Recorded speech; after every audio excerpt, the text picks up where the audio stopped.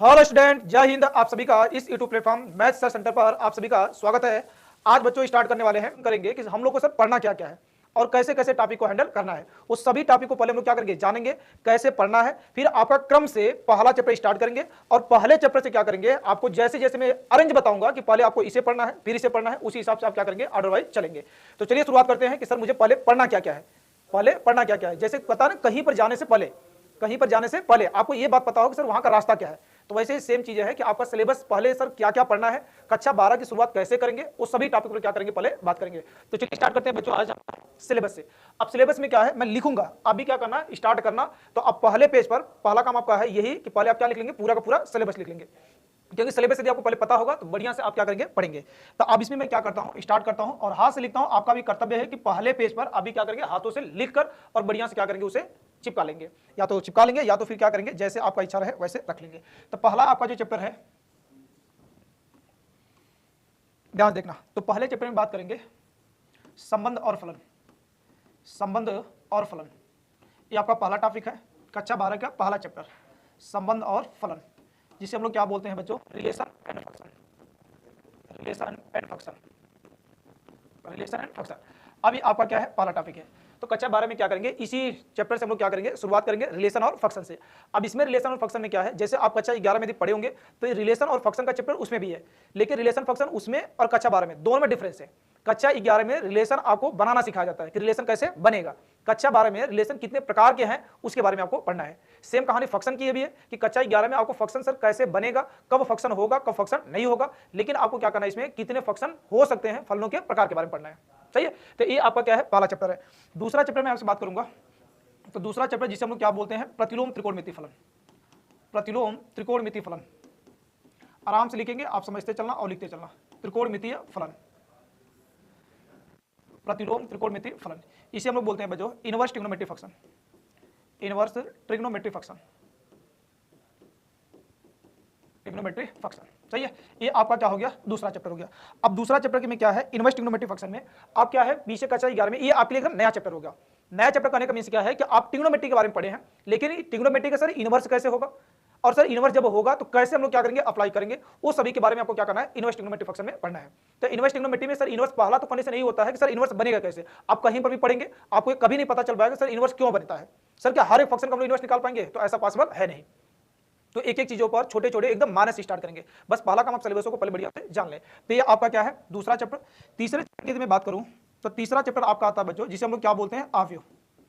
अवयव, इसे इंग्लिश में क्या बोलते हैं, मैट्रिक्स। अब इस मैट्रिक्स के बारे में क्या है, जैसे आप क्या पढ़ते हैं कक्षा 11 में एक चैप्टर है समुच्चय। तो समुच्चय में वस्तुओं को क्या किया जाता है, व्यवस्थित करने का तरीका है। वैसे ही अवयव में भी क्या है कि वस्तुओं को व्यवस्थित करने का एक तरीका है, लेकिन दोनों के तरीका में क्या होता है, अंतर होता है। अब वो अंतर क्या होता है, जब हम लोग पढ़ेंगे तो सीखेंगे। चौथा आपका चैप्टर आता है बच्चों जिसे हम लोग क्या बोलते हैं, सारणिक। अवयव और सारणिक, इसे हम लोग बोलते हैं डिटरमिनेंट। डिटरमिनेंट। अब इस डिटरमिनेंट क्या है, दोनों ये जो चैप्टर है एक साथ आपको पढ़ना है, अवयव और क्या, सारणिक। क्योंकि अवयव के बिना सारणिक नहीं चलेगा और सारणिक के बिना क्या है, अवयव नहीं कंप्लीट होता है। ठीक है ना, ऐसा नहीं चलेगा, कंप्लीट नहीं होता है। तो अवयव जो सारणिक बना हुआ है वो अवयव से ही बनेगा और फिर क्या करेगा, उसे कंप्लीट बनाएगा। ठीक है। तो ये आपका हुआ 4 चैप्टर। आगे बात करते हैं पांचवा चैप्टर। तो पांचवा चैप्टर आपका आता है बच्चों जिसे हम लोग क्या बोलते हैं, सात्यता और अवकलनीयता। सात्यता और अवकलनीयता, आप इसे लिखते चलना, अवकलनीयता, एक मिनट, अवकलनीयता। ठीक है। इसे हम लोग बोलते हैं continuity, continuity and differentiability, differentiability. ठीक है। तो आपका पांचवा चैप्टर है कॉन्टिन्यूटी एंड डिफरेंशियबिलिटी। अब इस कॉन्टिन्यूटी डिफरेंशियबिलिटी में आपको क्या क्या बातें पढ़ना है उस पर हम लोग चर्चा करेंगे। इसी में आपको क्या है सर, कॉन्टिन्यूटी क्या होता है, डिफरेंशियबिलिटी क्या होता है, पहले इसी के बारे में आपको पढ़ना है। आप कहीं भी पढ़ेंगे डायरेक्टली आपको लिमिट की बातें, कॉन्टिन्यूटी पता नहीं होता है, डिफरेंशियबिलिटी पता नहीं होता है, सीधा आप क्या पढ़ते हैं उसमें अवकलन पढ़ते हैं। तो अवकलनीयता का मतलब केवल अवकलन पढ़ना नहीं होता है। अब इसमें अवकलनीयता में क्या है, डाटा वाइज हम लोग क्या करेंगे, बात करेंगे। अगला 6 नंबर बात आता है अवकलन का अनुप्रयोग। अवकलन का अनुप्रयोग सबसे मोस्ट इंपॉर्टेंट टॉपिक है, अवकलन का अनुप्रयोग। अनुप्रयोग जिसे हम लोग क्या बोलते हैं बच्चों, application of, application of, application of differentiation, differentiation. ठीक है। तो ये आपका छठा चैप्टर है जिसे हम लोग क्या बोलते हैं, अवकलन का एप्लीकेशन ऑफ डिफरेंस। ठीक है। अब इसमें क्या करना है, एप्लीकेशन में आपको 5 टॉपिक पढ़ना है। कितना टॉपिक पढ़ना है? 5 टॉपिक पढ़ना है। वो सारे टॉपिकों को आप लिख लेना। अब इस 5 टॉपिक में क्या है, पहला जो टॉपिक है यहां से लिखते हैं, इसमें जो पहला टॉपिक है जिसे हम लोग क्या बोलते हैं, रेट ऑफ चेंज। क्या बोलते हैं? Rate of change. इसे हम लोग बोलते हैं रेट ऑफ चेंज। हिंदी में इसे बोलते हैं बच्चों परिवर्तन की दर। परिवर्तन की दर क्या बोलते हैं? परिवर्तन की दर, रेट ऑफ चेंज। दूसरा जो इसमें आपको टॉपिक पढ़ना है, दूसरा आपको इसमें जो टॉपिक पढ़ना है जिसे हम लोग क्या बोलते हैं, increasing and decreasing function. Increasing and decreasing function. Decreasing function इसे हम लोग हिंदी में बोलते हैं वर्धमान, वर्धमान और ये क्या, ह्रासमान, ह्रासमान। सही है। तो ये आपका इसमें दूसरा टॉपिक है इंक्रीजिंग एंड क्या, डिक्रीजिंग फंक्शन, जिसे हिंदी में हम लोग क्या बोलते हैं, वर्धमान और ह्रासमान। मोस्ट इंपॉर्टेंट टॉपिक है। ठीक है, अगला बात करते हैं इसमें तीसरा। तो तीसरा जो इसमें आता है जिसे हम लोग क्या बोलते हैं, slope and normal. Slope and normal. Slope and normal Hindi में इसे बोलते हैं स्पर्श और अविलंब। स्पर्श और अविलंब। सही है। तो ये हम लोग का टॉपिक है स्पर्श और क्या, अविलंब। आगे मैं आपसे बात करता हूं कि ये तो इसका क्या हुआ, तीसरा पॉइंट। ये क्या हुआ, तीसरा पॉइंट, जिसे हम लोग क्या बोलते हैं, स्लोप एंड नॉर्मल। अब इसी स्लोप एंड नॉर्मल में क्या है, आपको स्पर्श रेखा के बारे में पढ़ना है कि स्पर्श रेखा की प्रकार क्या होती है, कोई रेखा स्पर्श बनती है, स्पर्श रेखा का समकड़ क्या होता है, अविलंब रेखा क्या होती है, उसका समकड़ क्या होता है, प्रमाण होता है। इन सारी चीजों के बारे में हम लोग क्या करेंगे, एक को सीखेंगे। बस आप क्या करेंगे, कंटिन्यूटी बनाकर इसे पढ़ेंगे। चौथा मैं आपसे बात करता हूं इसी में maxima and minima. Maxima and minima.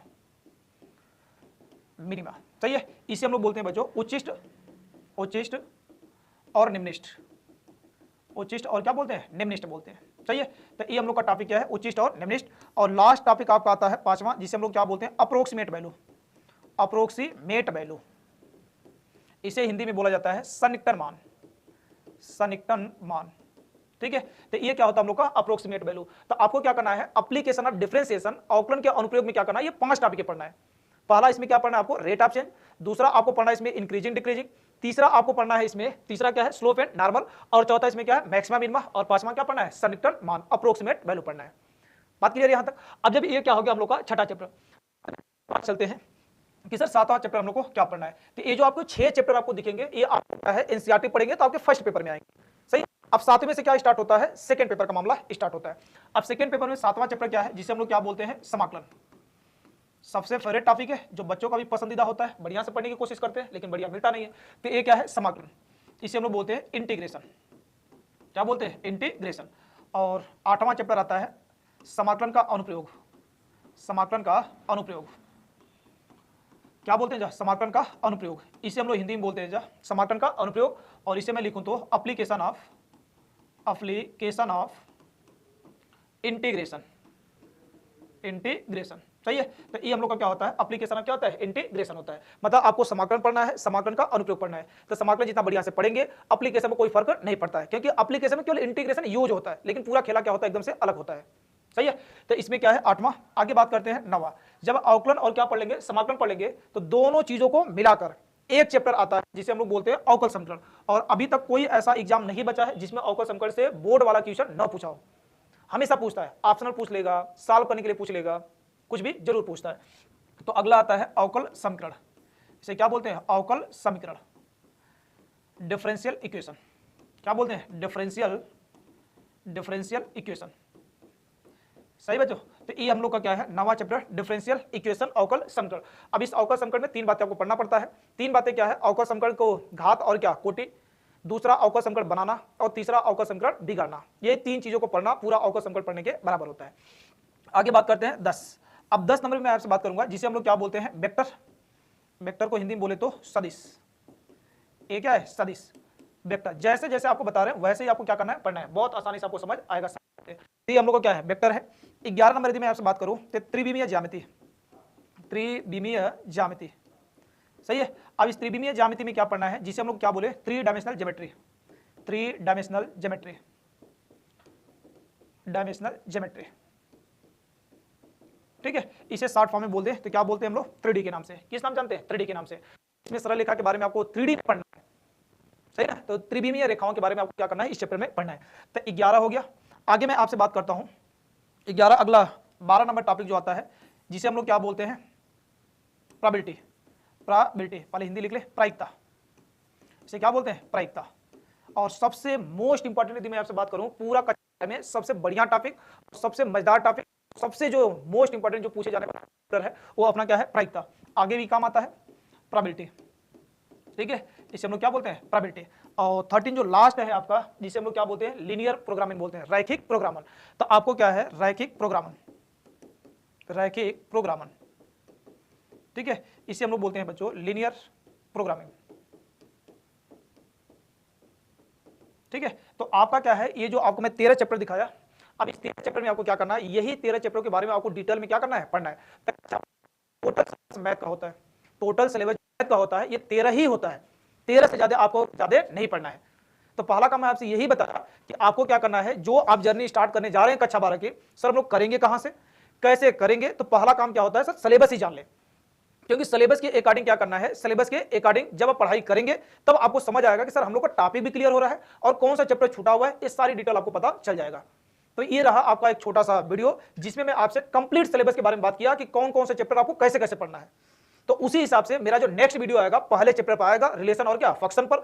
उसमें हम लोग रिलेशन बनाएंगे, सीखेंगे कैसे चलेगा, कैसे सर क्वेश्चन बनेगा, सब कुछ डिटेल के बारे में क्या करेंगे, बात करेंगे। तो आज के लिए बस इतना ही, मिलते हैं नेक्स्ट में, धन्यवाद।